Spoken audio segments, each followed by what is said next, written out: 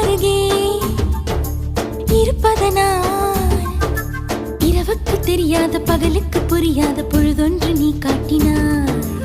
இதயத்தில் நீ இருப்பதனால் நான் தூங்கும் நேரத்தில் என்னுள்ளே தூங்காமல் நெஞ்சுக்குள் வாயாடினாய்.